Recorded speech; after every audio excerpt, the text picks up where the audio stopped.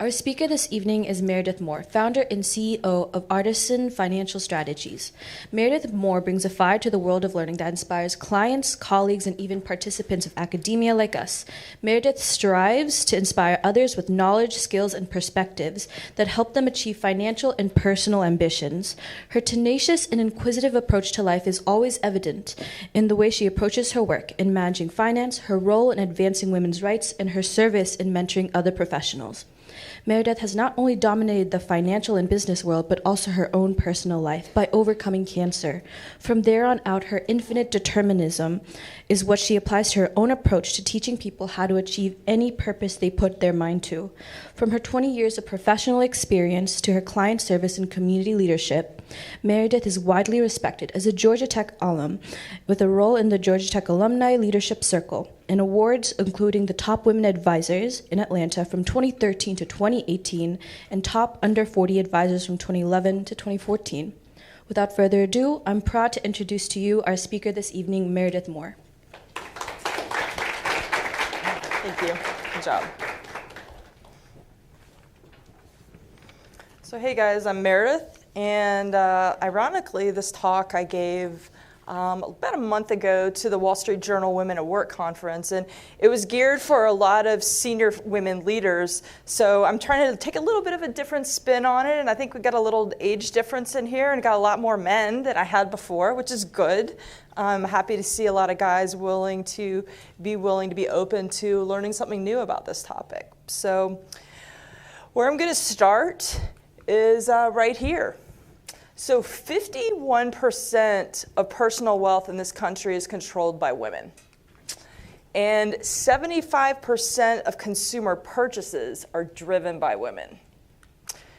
And 28.7 trillion, and that's trillion with a T, dollars of intergenerational wealth are set to pass down to women over the next 40 years. And look, those numbers are eye-popping, and they can really blow you away. But what I was shocked to find is that when you look at single women that are either divorced or are widowed or just single in general, 51% of them were afraid and had a fear of becoming a bag lady. So as mentioned, I own an advisory practice here in Atlanta for 20 years, and I work with a lot of female breadwinners, a lot more than my peers, I would say. I over-index with that. And there's a specific psychology and sort of sociological norms that go along with that. And I'm going to tell you about a story about Debbie. So Debbie was referred to me in my practice. Debbie makes twice the income of her husband. Her mom is receiving Social Security, and Debbie's helping her mom out financially. However, her husband, Mark, resents the fact that Debbie is financially helping her mom. And so when they came to me in this consultation, I sensed this tension of sorts. But Debbie felt this sort of moral obligation to appease her family. But what was even more interesting to me is Debbie was also resentful that she couldn't spend more of her own hard-earned money on herself. Debbie's situation is not unique. Many women are just one divorce, disease, or death away from financial ruin. And I know that sounds extreme, but I see this every day in my practice. And a lot of this is because for a lot of women, they simply haven't made the time. And we'll talk about financial education and implementation and things like that, but they haven't made the time. They emotionally don't want to deal with this stuff. What we're talking about today is a very taboo topic, but if ever there's the person that's willing to jump in and go there, you're looking at her. So time, emotion, and this is the big one too, a lot of people delude themselves into thinking that things are okay. So it's this sort of avoidance technique that I see that goes along. A lot of women wish they were further along financially than where they are right now. And many want a third-party accountability partner that can help collaborate with them on how to make strategic financial decisions. There is a subtlety to power dynamics in personal relationships. It's not obvious, and the word power is pretty strong. I could also say influence, and it would have the same impact. So here are my questions for you guys today. Number one, why do so many women avoid all things financial? Number two, why are financial responsibilities typically gendered to men? And how in the world did we get here? And with more education and income under the control of women than ever before, there are a lot of women that are thriving financially. But some aren't, and there's a variety of reasons for that, and we'll talk more about that. So as mentioned, so after 20 years in practice, I've had this front row seat, if you will, to see how these things have played out and to see how and why gender role stereotypes are negatively influencing women's power. And so I got really interested in this actually about a year ago. I've been seeing it. I'm like, I need to unpack this story more. And so I went on this mission. I'm like, I'm going to approach academia. And I want to give you guys perspective. The minute I finished my industrial engineering at Georgia Tech, I was done with academia. I started my practice. I wanted nothing more to do with school. My additional education has all been to this industry that I'm in. So, but I was going to go, and what I did was I sought out globally every major sociologist and psychologist that had created any data set, had research in any capacity around women and money. Because I wanted to see what they were seeing so that I could marry my in-the-trenches experience sort of observations with what their data was saying. And look, if we're all at Georgia Tech, we all like math, ostensibly, in here. So I wanted to kind of marry those two thought patterns together. And so with our time together, we're going to talk a lot today about how education, engagement, and personal planning can help overcome current and historic barriers that right now are preventing women from receiving full economic parity.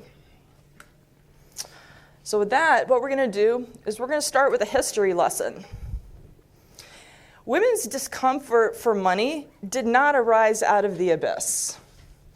So as I went down my education journey, I found a lot of data and historical facts that were really disturbing. First thing I found out that of all the married women in this country, in the US, 29% of the women are breadwinners. And that number is growing every year. What's fascinating also is as women get more successful, couples become more reluctant to acknowledge the status for her as the breadwinner. And gentlemen, it isn't just you. Women are even more reluctant to accept that status as breadwinner. In a study of families of married couples where she was making more than 80% of the household income, only 38% of those families were comfortable with that breadwinner label for her. Only 38%. I look at the relationship with women and money very similar to a lot of the STEM initiatives that have occurred over the last 10 years. Societal gender norms didn't require this money and financial management knowledge. And frankly, as you'll see in a second, the law of the land just downright discouraged it. Let's go back to 1939.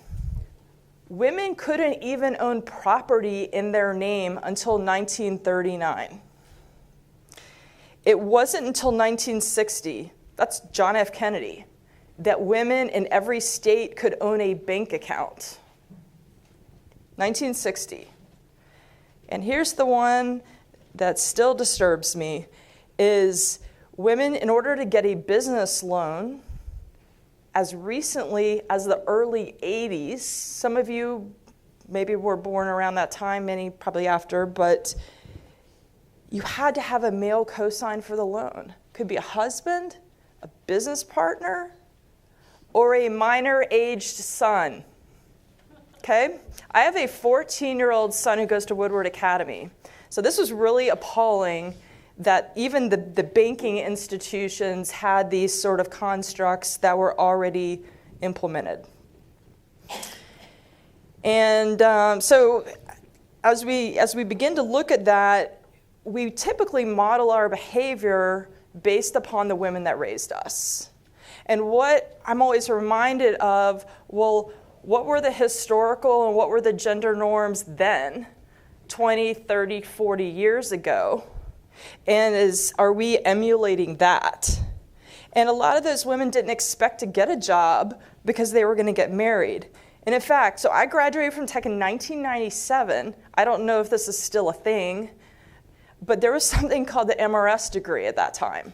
In fact, there was a gal in the dorm that I lived in, married a very high-profile guy here in Atlanta now, and he was a student at that time, but she was really open that that's why she was here. And look, she was very bright, so I'm not discounting intellect or capacity or anything, but that's what it was about. And so, we look at that, and you really got to ask some questions. So as I'm unpacking this story, and I typically work with a lot of women in senior leadership, so I'm beginning to wonder, why is this happening? And with clients I'm sitting with, I'm asking a lot of questions. And I think with a lot of successful women that I see, delegation is typically an answer to things.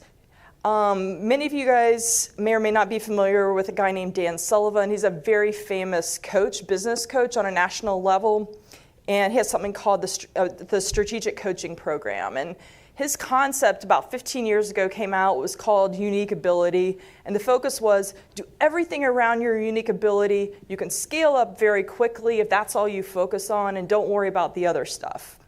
And so that's what I think is happening, because I will hear stuff with women, again, that are very financially successful, tell me stuff like, my husband has an MBA, and that's why I don't do any of this. He took Accounting 101. He got an A in second grade math. He loves investments. I mean, whatever it is, I'm hearing these reasons, and you still got to wonder what's behind all of that. What's also intriguing is 3 separate sociologists that I talked to, one in England, one in Australia, and Sasha Killewald, who's up at Harvard. They use this whole delegation concept. They use an indicator to look at marriage equality. And look, marriage equality is not everybody's goal. And I'm not here to tell you that it necessarily should be, but it's like a bad Cosmo quiz. You kind of want to know where you stand.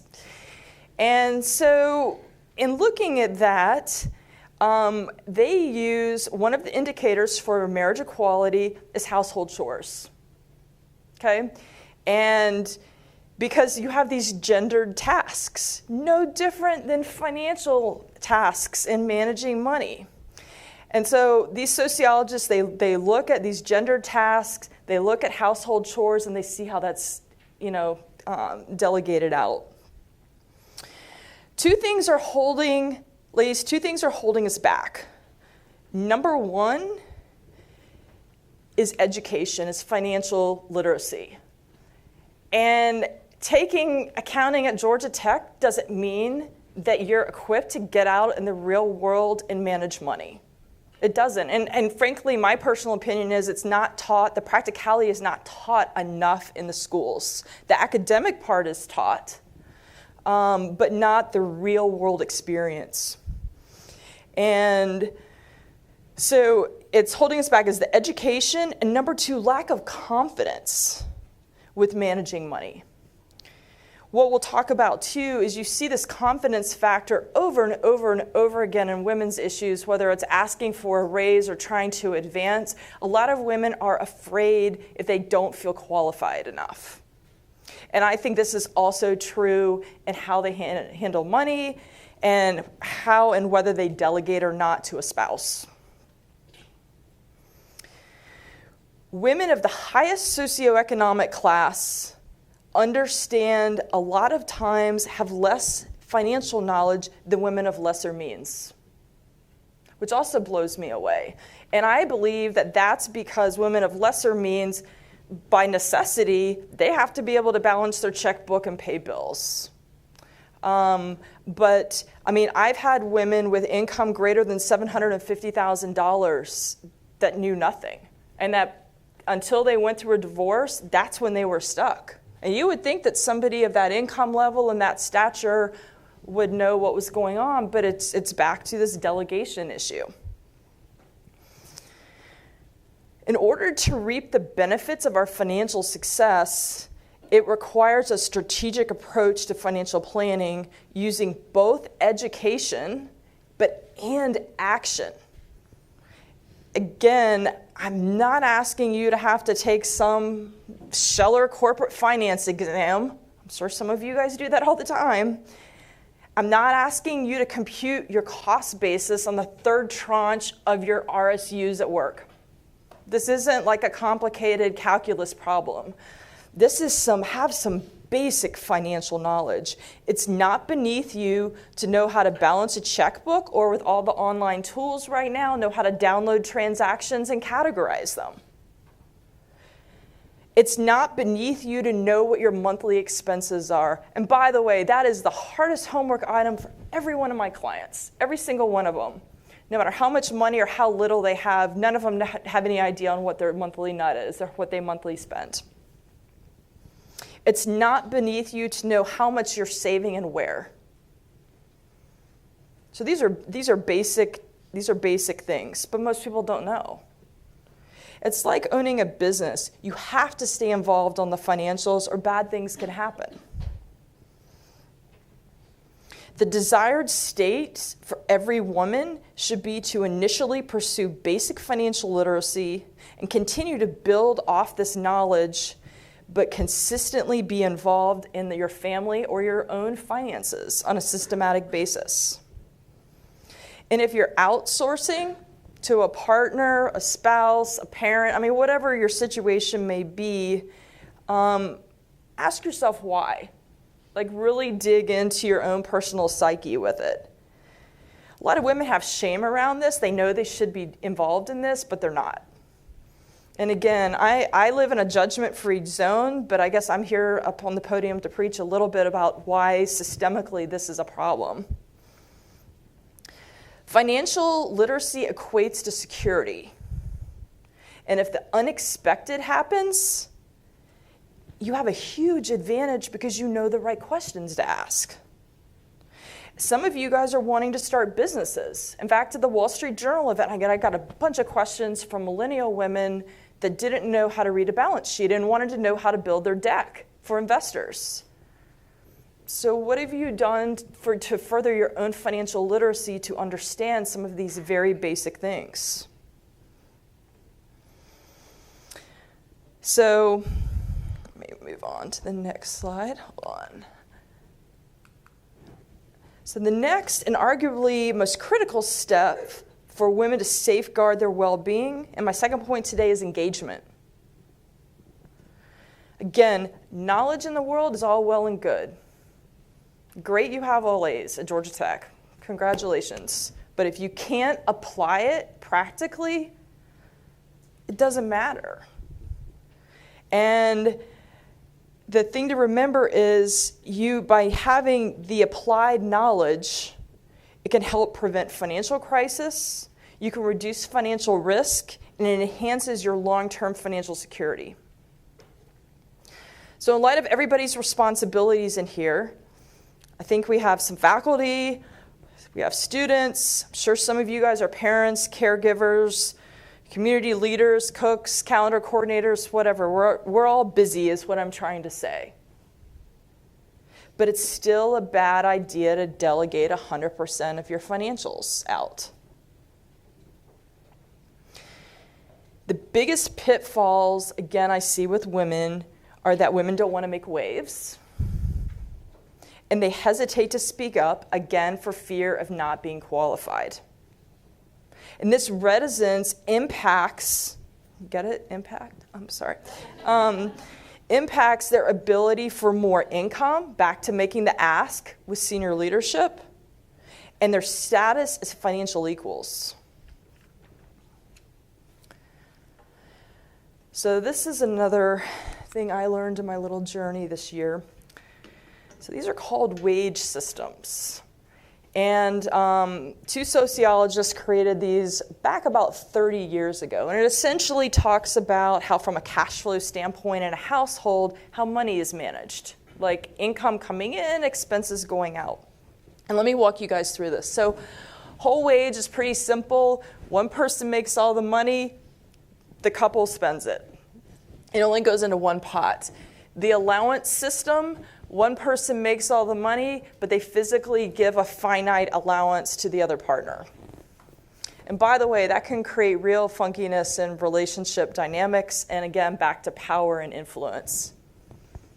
Pooling. Don't see a ton of this, but I see a little bit. Pooling is basically, it's just a joint account. There's no his and hers, it's just one joint. Everything goes in, everything goes out. Independent management, another thing that leads to funky relationship dynamics. Everybody does their own thing. You make your own money, you spend your own money. What I see most of is partial pooling. That's the his, hers, and the ours bucket. And that's predominantly what's out there. But what's fascinating, and back to the sociologists and the studies, what they have found is where there's discretionary money, men tend to spend more of their discretionary money on toys and technology, where women tend to spend more of their discretionary money on the household and the kids. Back to the term gendered dollars. It's a very real thing. So, and again, some of this stuff you can see how some of this can lead to certain relationship dynamics. So when we look at effective ways to improve or change habits as a couple, or even for yourself as you're trying to really embrace sort of a new road around how do you look at finances for yourself, I'm a big fan of creating essentially like a meeting cadence. And the way it works is it's a systematic way to address how you're looking at all your financial issues systematically. And so if we break it down, I always start weekly. And so what I talk about making sure you do weekly is, and a lot of you guys already do this, pay your bills, download any transactions if you're using an online tool. Monthly, I always talk about audit your expenses. Now here we're going to talk about power and influence a little bit too, because the expense discussion in a relationship is always the thing that can go south. I hear this over and over again. So you have to, when you audit the monthly expenses, back to knowing your monthly nut, you have to do it like getting on the scale. It's a data point. It really doesn't matter, but you want to benchmark that against previous months. The thing that's critical here is one person does not need to be doing this. If you're in a relationship, this should be a rotational thing so that both people are involved and engaged in this. And there's more meaningful dialogue around, why did you buy this piece of technology? Well, why did you buy those shoes? You can't go about it caring initially. You've got to know the number, and then how did you do versus previous months? And so that rotational, that joint involvement is critical. So quarterly, pull your investment statements and your liability statements, credit cards, mortgages, student loans, things like that, and update a PFS, a personal financial statement, or a balance sheet. If you don't have one, Excel is your friend. Create one. It's essentially an inventory list of what you got. And once you update your PFS and your balances, you can, again, systematically do that on a quarterly basis because that's most of the time, at least on the investment side, when your statements come out. And so then you have annually. If you have a financial advisor, we always talk about doing annual reviews. So that's where you do that annual check-in, and it might be with a financial advisor, a financial planner, or a financial coach. There's 3 different things. They have different deliverables. We can spend more time on that later. So it shouldn't be any surprise. Look, we all get sick. We face financial misfortune. And look, people die. We don't have any vampires in the room that I know of yet. So An unexpected life event can completely wreak havoc on your financial life, and not knowing this stuff prior to that can have a really bad impact. So whether your goal is around having a comfortable family life, a secure retirement, or leaving a legacy for kids, grandkids, your Georgia Tech, your favorite philanthropic cause, it's all only a wish without a delineated plan to achieve it. So let's explore the third thing we were talking about. We had education, we had engagement, and planning. Who should guide you? How do they need to encourage you? What are the systems that should be set up there? There are no habits for us to change that really are effective without a third-party accountability partner. All you got to do is go into a gym. And there's so many industries that exist to act as that. I have 3 business coaches. I have 3. So I have accountability partners in all areas of my life. An advisor's job is to help you vet relevant goals, first. Second, to help you define success. A lot of people come to me and they don't know what that means. They have no idea what success means to them, and they haven't thought about it like that. It's like we all do what we think we're supposed to be doing, put money in a retirement plan.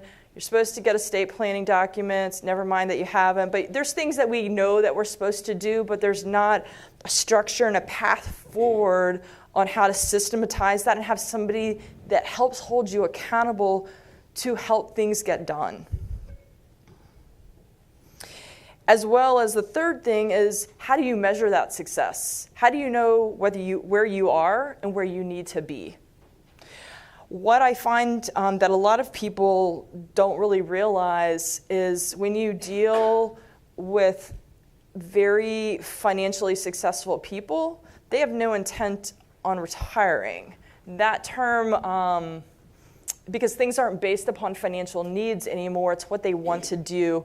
So if I take somebody here in Atlanta that might be at a Fortune 100, is in senior leadership, and they exit out, they don't stop working.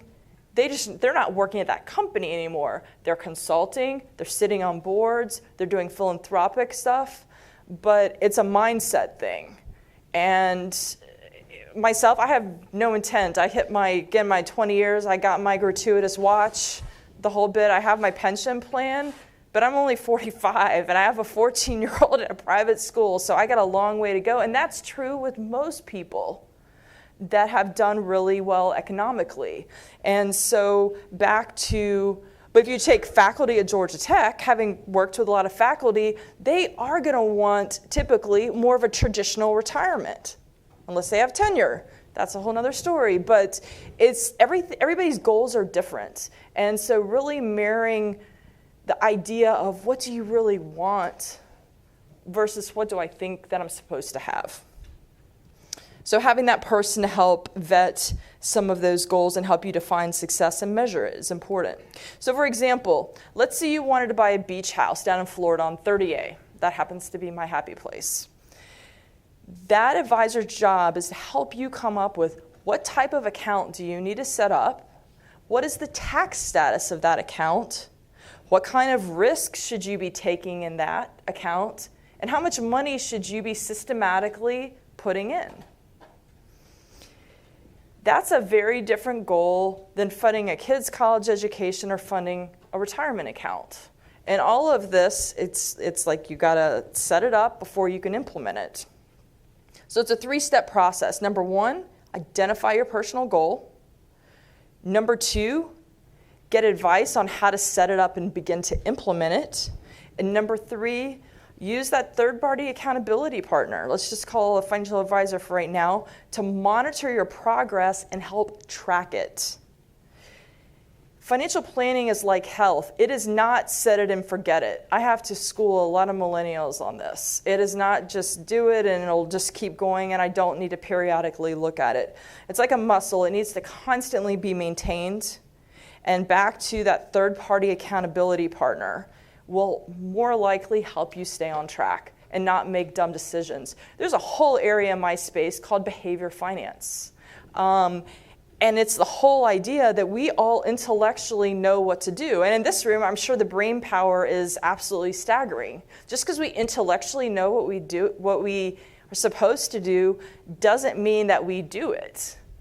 I've had physicians, and they are notoriously, as a group, are awful business people. This guy wanted to invest in a North Dakota coal mine. I'm not joking. Like, they get these offers all the time, and it isn't for lack of intellectual capacity. It's sometimes people need that third-party accountability person to help them from themselves, just to check things, if you will. Give me a second. And so the other thing that's important to know is with many women, divorce, widowhood can really be an unwelcome shift, from comfort and prosperity to a time of financial need. 48% of women that went through a divorce, 48%, that's almost half, reported a financial crisis as a result of that divorce. And those are the bigger things that I see in my office. I'm working 2 divorce cases right now. Both of them, there was a lot of money, but one of them was 60.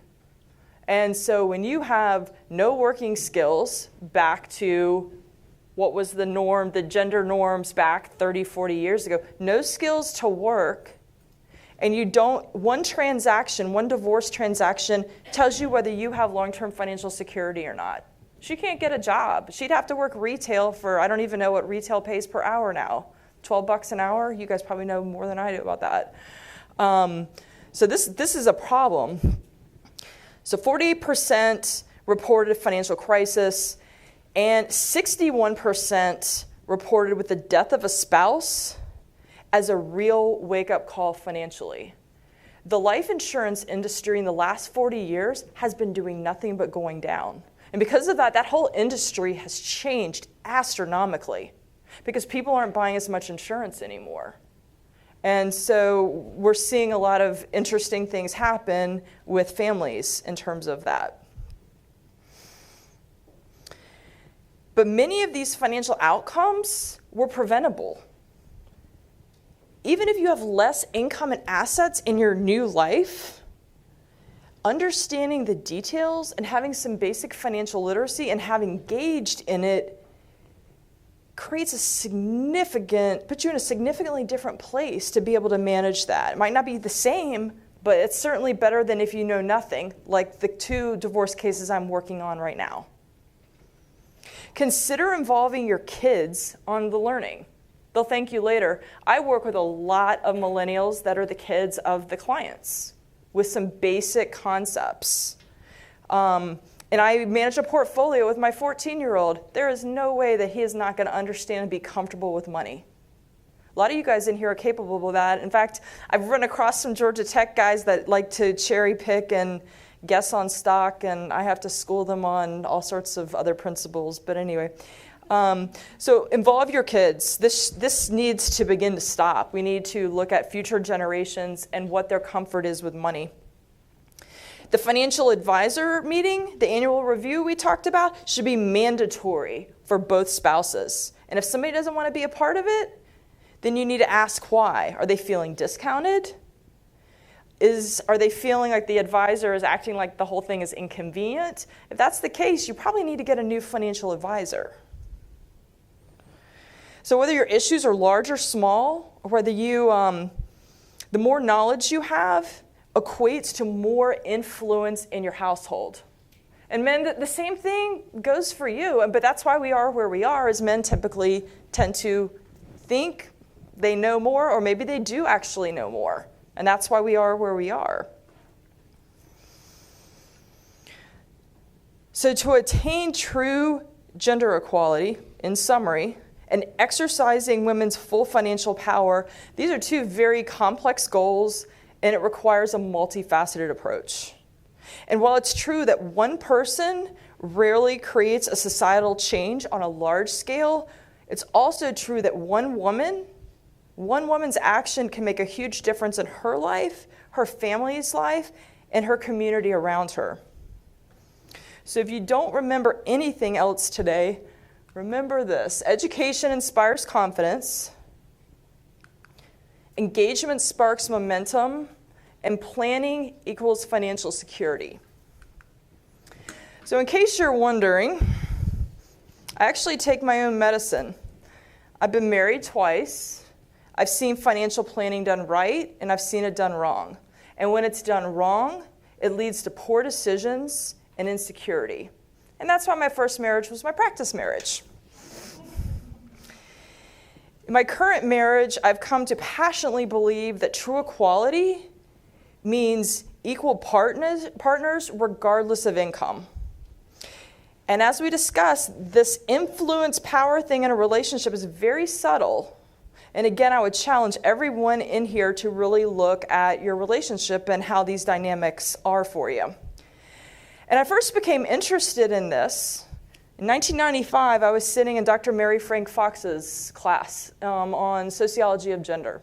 In fact, she was one of the academics that I interviewed. Her research is more around faculty and academics and why women, especially in science and engineering, are running against glass ceilings. But I took her class in 1995, and the comedy of it was I had to sit in this god-awful mechanical engineering class across the street before doing proofs, and I would go across to sitting in a circle in sociology of gender where we would talk. And so there was this massive dichotomy for me academically. And at that point in my life in 1995, the big mystery that I was trying to solve in that class for myself was I had all these sort of business goals and capitalistic monetary goals. I was like, how do I get this done? But I still wanted to have a family and be a mom. And so I had used that class for that. So working women can, and given our longer lifespan, must claim our rightful place at the financial table through increased financial literacy engagement and a disciplined approach to comprehensive financial planning. So for women of every age and every marital status, now is the time to adopt a proactive approach to learn about financial strategies. So take action that helps secure us a comfortable retirement and cements our status as equal partners in not only the public sphere, but the office and the home. And I will wrap up by saying I'm often asked, like, how in the world did you transition from Georgia Tech to work in financial advisory? I get asked that at least twice a day. And so what I will tell you is that in 1997, when I graduated, the ratio at Georgia Tech was 3-1. We used to always say where the odds are good, but the goods are odd. And now in financial advisory, it wasn't a big deal. Like the odds were even more stark then, but it never bothered me. That was just kind of my norm. And what I will say is the Institute prepared me to thrive with this ratio in this environment and instilled a tenacity. And I was pretty tenacious anyway before that. But I guess when you get beat up and you go through the rigor of the academics enough, you become even more tenacious. So I really owe the Institute a lot in terms of that. And again, back to this women's thing. In fact, I was just recently elected by a group of peers of other advisors to sit on what we call the Agents Advisory Council for New York Life to bring feedback to home office. And all the guys I was running against were, of course, all men.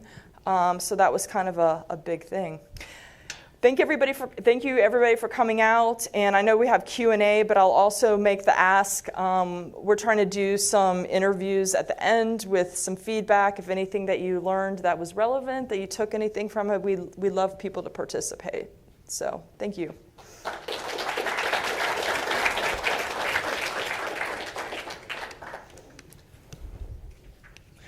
Thank you so much, Meredith, for speaking. This talk was absolutely amazing. I'm sure there are lots of people in here that have lots of Q&As, but I would like to, if y'all don't mind, well, I mean, I guess I have the mic, you don't have a choice. If y'all don't mind opening up with the first question myself. Awesome. So there's a notion when any group of minorities, whether it be gender, ethnicity, you have to work blank times as hard as the next person over to get to where you are. And often that'll lead to some incredibly smart figures who struggle with imposter syndrome. Yep. Can you talk about some of the difficulties, especially around women who have worked 5 times as hard as their counterparts to just end up where they are, financially stable, but still with imposter syndrome, and how you sort of break down that barrier? So I want to make sure I address this right. So imposter syndrome is alive and well at all economic levels, I'm here to tell you. I think with women, more than based on a racial profile, I would say that it's back to not feeling qualified. It's a confidence thing where I don't, with several friends of mine that are involved with leadership, especially in the Black engineering community here at Georgia Tech, I don't hear that being the reason. I mean, you're probably more qualified to speak to that than I am. But I will tell you, with women specifically in imposter syndrome, it comes out of lack of confidence. And that happens at all levels. I mean, if you read anything about glass ceiling, it's a question of, well, is she in the right place at the right time? Well, can she go golfing? Is this an appropriate venue to get involved with? And so it's a debate. It's an ongoing debate. But I go through it. Again, I have a lot of friends and peers that do. But I come back to accountability partners. Like, I always need somebody to vet my reality with what the real reality is. And so one of my big core tenets is mentorship. And so that's one reason I think that is so critical for success for anybody at whatever level you're at. And that was one thing I will tell you that I didn't have. When I was at Tech, I didn't have it. I didn't have it early on as an advisor. But as I got older, I was like, this is ridiculous, because I'm an out-of-the-box kind of chick. I mean, I just am. I know that about myself. So I couldn't find anybody that was like kind of on the path that I was on. But as I got older, I started seeking people out that weren't necessarily in my space and other coaches to be able to get what I needed. I didn't directly answer your question, but I touched on it a little bit.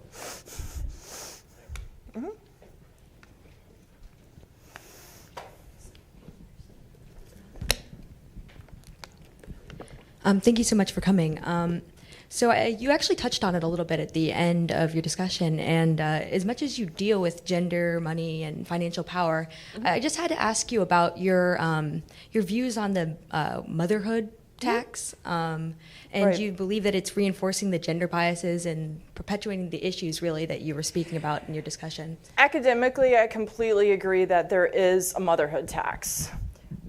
I had a very different case. So it was alluded to in my bio. It's a whole other talk. So I had brain cancer. I had what John McCain and Ted Kennedy died from 6 weeks after my son was born.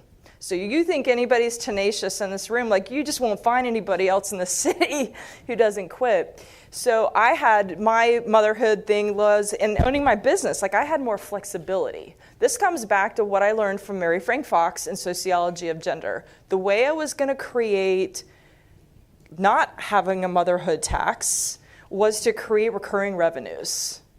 And this was an industry that I could do it because in 1997, this entrepreneurship thing that is massive, and obviously tech is right in the middle of it, it didn't exist. Entrepreneurship was buying a Subway franchise. Like seriously, that was it. And so I kind of made my own path using this industry. And quite candidly, I had a husband who did financially very well. And so I didn't really feel it. And I was busy doing chemotherapy and brain surgeries, my friend. So I'm probably the wrong person to say, what was your experience around it? I was dealing with bigger battles at that time. But I know that academically it exists, and I've seen it with clients. Mm-hmm. Hi.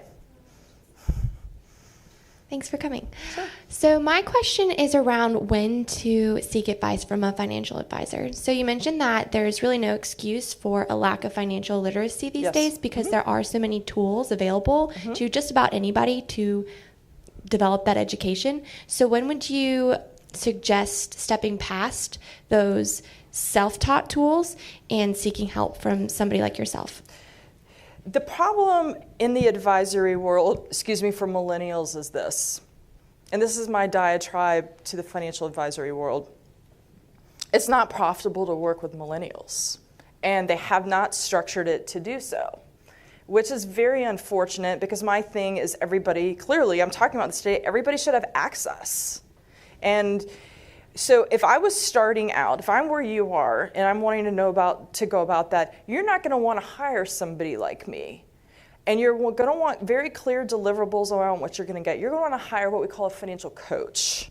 They're not like going to help you invest money, but they're going to help guide you on some very basic tools and help you with the education part of it.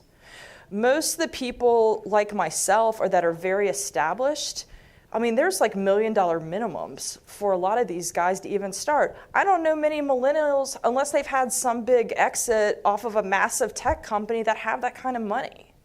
And so what's wrong with the advisory world is you have to work your way up to where, hey, I can pay planning fees, no different than paying a lawyer. So I would start with finding a financial coach they're helping you kind of like, here's what you need to do, here are the goals. And then there's certain cheaper tools where you're not going to pay for some of the guidance. Like you can still, there's a tipping point. Like you can still rely on the 800 number at 1-800-VANGUARD versus paying, somebody that's got a lot of experience. But I would start with the financial coach, and as you begin to build things up, then you start to look at how do I get more guidance. But the biggest thing to ask are what are the deliverables and what are you looking for from them? Most people don't know. Most people that have a lot of money don't know. And so I have to help them figure out what do they want out of the relationship. Mm-hmm. I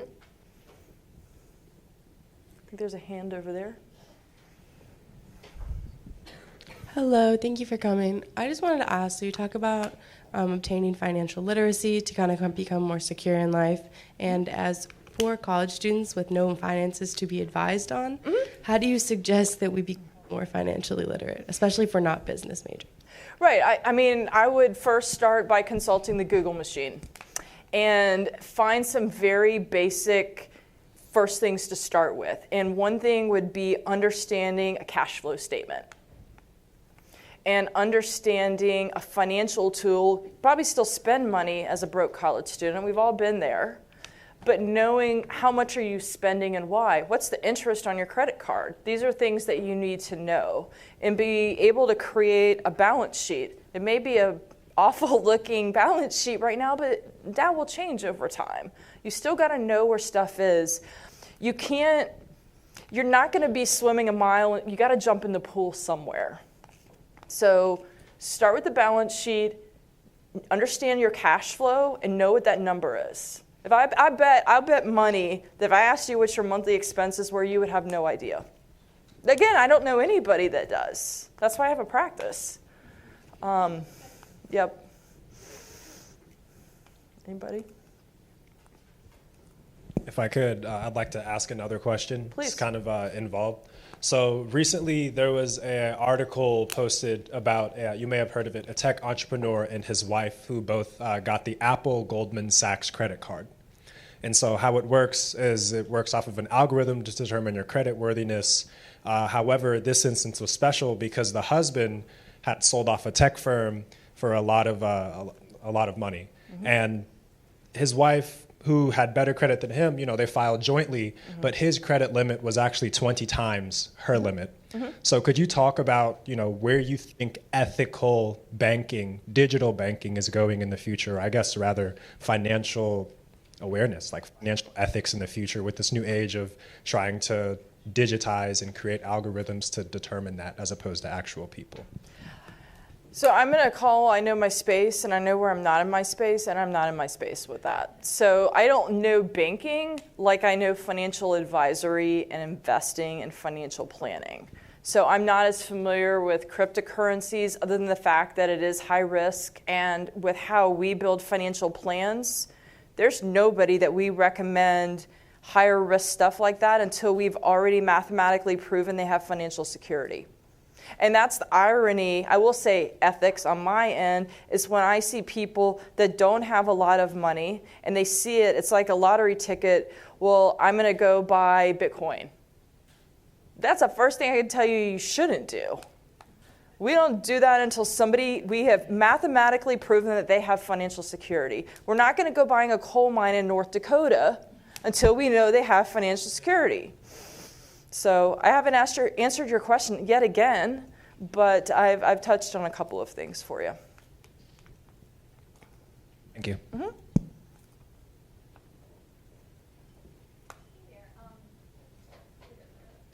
So my question for you is, you said that you work a lot with the millennial children of some of your clients. Mm-hmm. What kind of guidance would you give those people or people in our shoes as they, kind of start out their financial life? Yep. What are some things we can do to push for more equity in our relationships?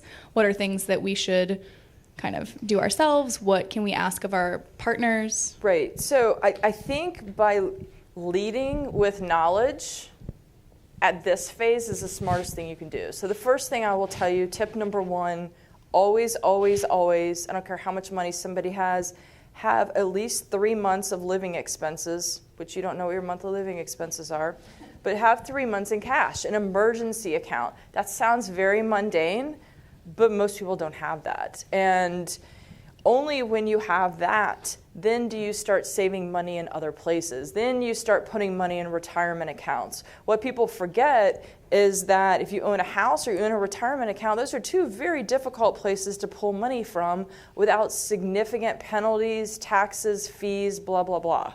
And so by having some cash on hand, that's critical. I think having an estate plan is huge, even when somebody is 30. I just had another client die last week. It happens. That's the business I'm in. And I've had 30-plus-year-olds have massive brain traumas where they needed a power of attorney. So there's not a tipping point on when you need to do estate planning. Everybody in here should have a power of attorney. Period. End of story. Yet I'd be willing to bet that 99% of people don't. And I would bet the most financially successful people that you think that are out there, when they come to me, they typically haven't done anything. People think that people have stuff together, but it's quite the opposite, which is absolutely fascinating to me. Anything else? I think she has a question. Yeah. Okay, thank you for being here. I'm also fighting the urge to check out my Bank of America app right now.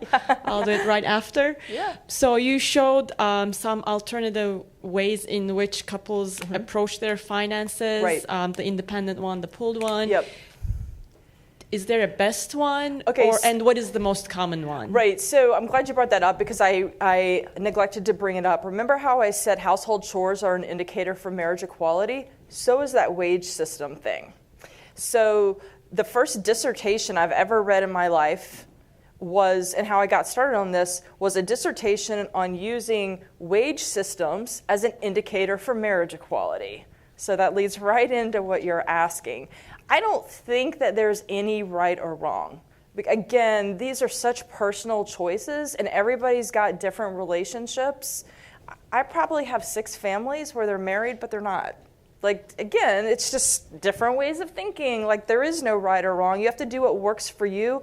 But what I can tell you is it creates power dynamics when you have the independent model, where everybody's doing their thing, unless you're both cool with it. And it creates funky dynamics when you do the allowance model. Because then it's back to, well, I'm bringing in all the money, and how or why is this my allowance? And the most common one I see in my practice is partial pooling. His, hers, and ours. And usually some money's put in the kitty to pay the mortgages and some basic bills. But remember my point on gendered expenses, gendered dollars on the discretionary money.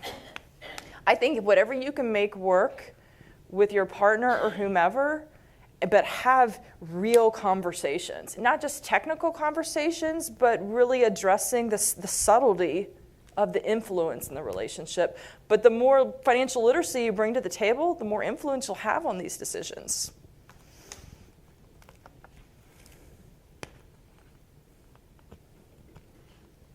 Anyone? Bueller? That was a 1980s reference.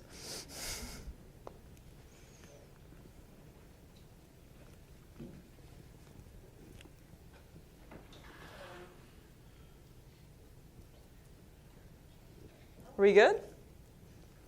Excellent. Faculty, woohoo! When you select a financial planner, it's a very difficult decision because there's not just one answer. And so how would somebody know that a planner is giving them information that's good for them versus good for the Their bank account? the planner? Right, exactly. And so how does a naive person who goes to somebody know how to evaluate the advice and the person that they're getting the advice from? So I think first, and that's a great question, and I get that all the time, and it's a problem out there because there's thousands of us out there. I think as this woman asked, you have to understand first, what do you want to get out of the relationship? And when you can, that's what you got to figure out for yourself. Like, what am I truly looking for this? What is this job description? You need to write what you think their job description is. Then you want to know that they're what we call a fiduciary, meaning that they have a legal obligation to, it's called a best interest standard, where it's not about them. My personal experience is at Georgia Tech is sometimes the folks that are doing open enrollment aren't always the most qualified to do financial planning. But it comes back to what that person's capacity is. Most people are not comprehensive financial planners. They're managing assets only. And commissions are not bad, but you got to understand what are my expenses and then what are the benefits that I'm getting from that. And every situation is so unique, which is why I'm saying I would first go about defining what you want, and then I would talk to some key faculty that you think has done well financially, and I would get several referrals, and I would interview them. But being a fiduciary is critical. The other thing, just like we talked about knowledge and engagement, experience is huge in my world. Again, every year I would mentor a class of 5 financial advisors, and it's staggering on what they don't know because it's doing the cases. It's just doing the cases over and over again. So get your job description together, ask for referrals from people you respect, consult the Google machine, and start running some interviews is what I would suggest. Especially as you get closer to retirement, I tell people, like, if this is a one-time deal, you can't mess it up. Like, this is it. It's got to be planned correctly.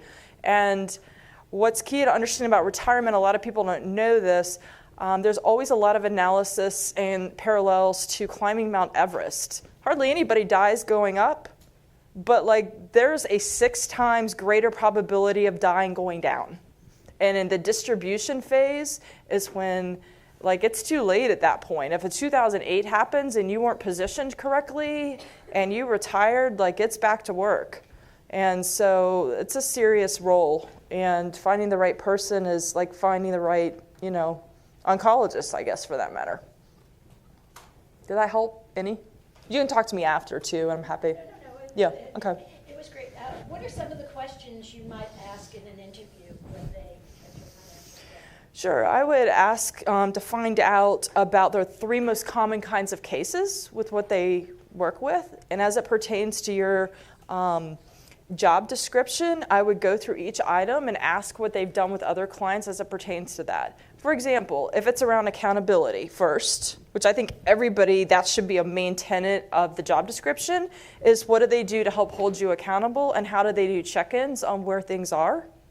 And then how do they measure success?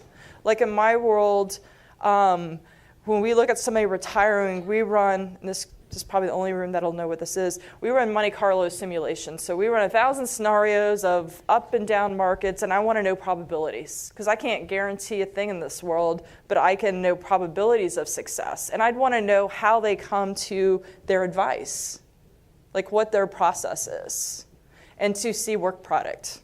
I would want to see work product too. And I would ask if they charge fees for advice or if they just charge fees for managing the assets. And some people who say, I charge fees for the assets, but I also give advice, There are two different roles. So that would be where I would start. I believe that's all the time we have for questions. Once more, thank you. Thank you. Once more, thank you so much for coming. And anyone who would like to be interviewed, please stick around or make yourself available at the end. I'm pretty sure Meredith and her team would really appreciate it. So once more, thank you so much, and we hope you have a good day. Yeah, and